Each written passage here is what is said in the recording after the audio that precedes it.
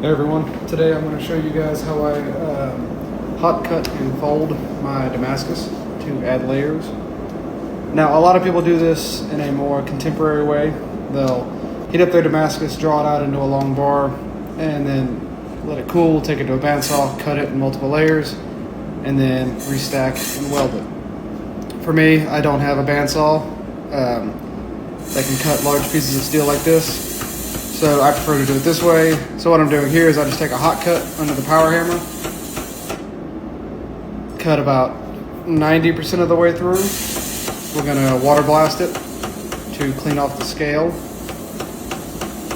And contrary to what some people might say, you can actually perform this with pretty consistent success, especially with some practice and patience. So we're just cleaning up the portion of the billet that we're gonna fold back over on itself. Make sure it gets nice and clean. Bend it. I had to do a little bending on the anvil just because this piece doesn't fit in my power hammer's work range. So I took it over, bent it partially on the anvil, and then I set it back with the power hammer just to make sure it's a nice tight fit.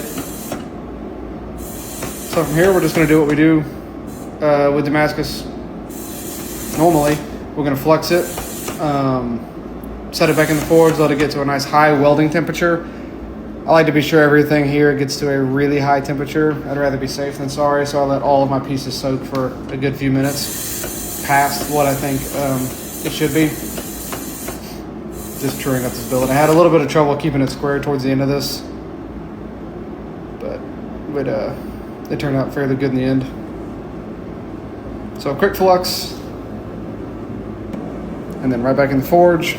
And after a few minutes of letting it soak, we're going to pull it out and set our welds. I like to do this the long way across my power hammer, just to be sure I get everything set evenly to start.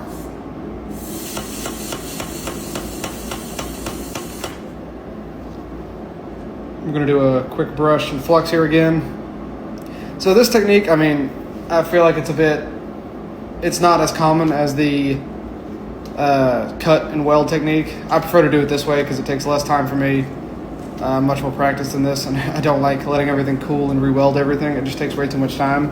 And like I said before, I don't have a bandsaw. So feel free to try this. Just if you're out in the shop messing around, give it a try. Let me know what you think.